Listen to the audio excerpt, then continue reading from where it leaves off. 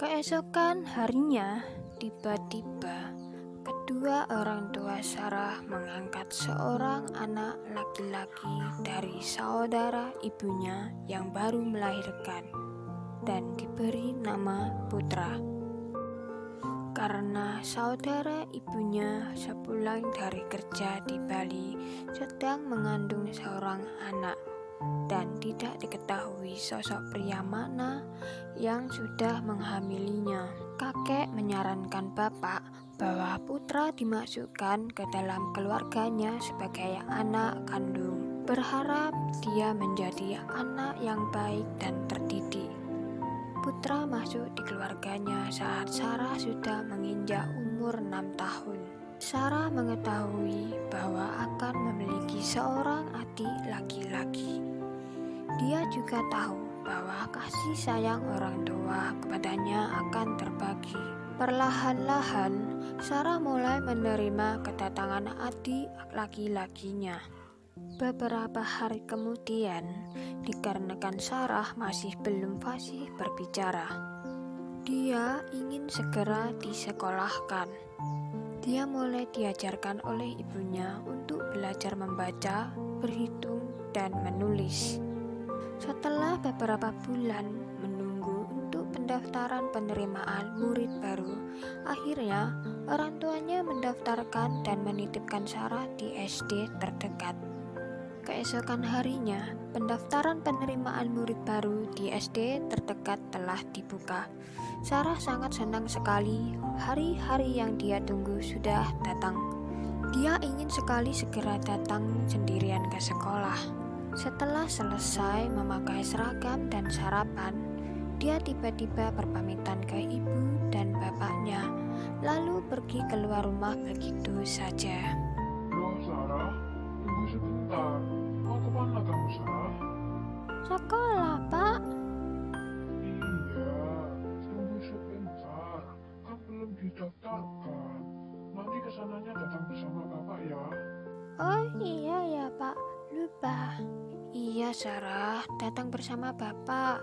Lagian, bapak kamu masih belum mandi tuh. Gila-gila, lama apa tidak ya, Bu? Tidak lama kok, Sarah. Cuma sebentar saja. Tuh, bajunya belum rapi. Kesini dirapikan dulu. Rambut juga masih acak-acakan. Iya, Bu. Sambil menunggu bapak, ibu mulai merapikan baju Sarah dan menyisir rambutnya. Lalu dikuncir 2 model ekor kuda. Beberapa menit setelah bapak selesai mandi dan menyusun berkas, bapak dan Sarah berpamitan dengan ibu. Salah, berangkat dulu ya, Bu. Assalamualaikum. Iya, hati-hati anakku sayang. Waalaikumsalam. Pak, nanti gurunya dikasih tahu tentang kondisi Sarah ya, Pak. Iya Bu, tenang saja. Assalamualaikum. Baik, Pak. Waalaikumsalam.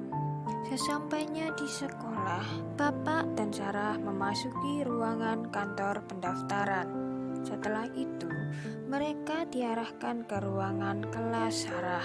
Banyak teman-teman baru dan hanya beberapa yang dikenali oleh Sarah. Tiba-tiba ada yang memanggilnya tepat di bangku paling belakang. Sarah. Mas Angga. Bapak mulai menjelaskan kondisi Sarah kepada wali kelasnya. Akhirnya, Sarah mendapatkan tempat duduk paling depan. Lalu Bapak berpamitan kepada Sarah karena dia sudah menemukan titik kenyamanan dan beradaptasi dengan lingkungan barunya.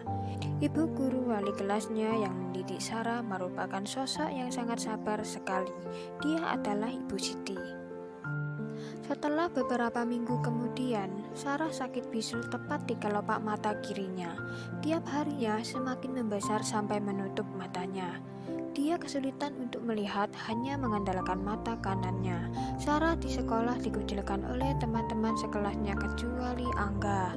Ketika Sarah mau mengajak salah satu temannya untuk ke kantin. Ayo ke kantin. Jangan dekat-dekat, sana jauh-jauh. Menjijikkan.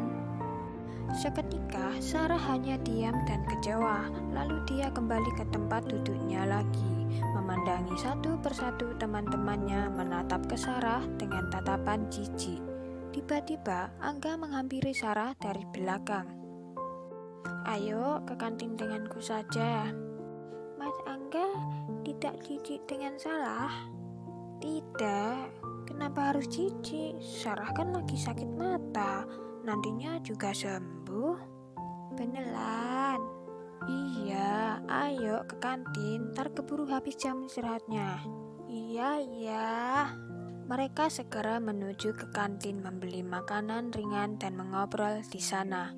Setelah beberapa menit jam istirahat sudah habis, mereka akhirnya segera kembali ke kelas dan mengikuti mata pelajaran terakhir. Keesokan harinya, Sarah izin tidak masuk sekolah. Dia diantar oleh bapaknya pergi periksa ke puskesmas. Sudah waktunya untuk dibersihkan. Sarah disuruh tiduran ke dalam ruangan oleh dokter dan asistennya. "Ditahan ya, Dek, tidak sakit kok. Seperti digigit semut." "Iya, Pak Dokter."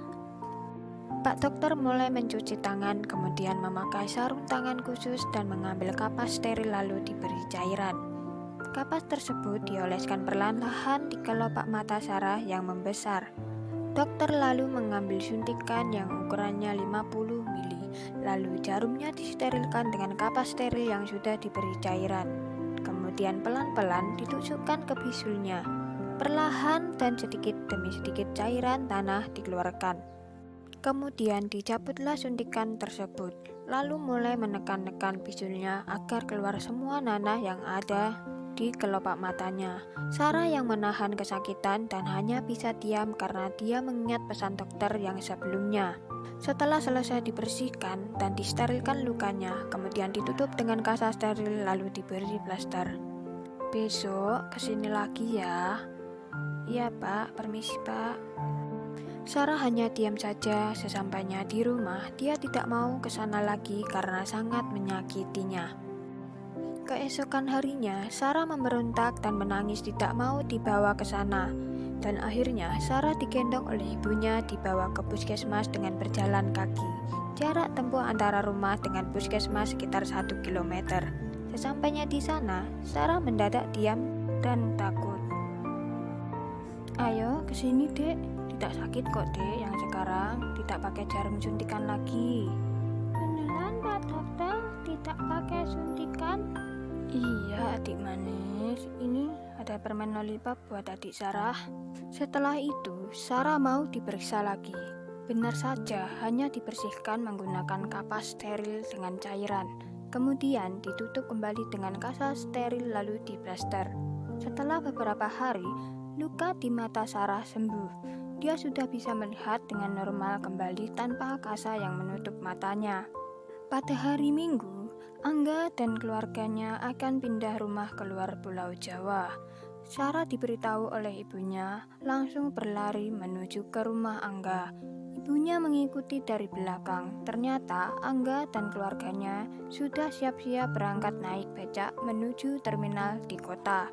Jarak tempuh sampai terminal sekitar 2 kilometer. "Mas Angga!" teriak Sarah sambil menangis, lalu dipeluk oleh ibunya dari belakang. "Jangan tinggalkan saya sendirian." Angga mendengar teriakan Sarah dari kejauhan, tersenyum dan melambaikan tangannya ke Sarah. Sarah menangis sambil ditenangkan oleh ibunya agar tidak mengejar Angga, karena Angga pergi begitu saja tanpa berpamitan dengannya.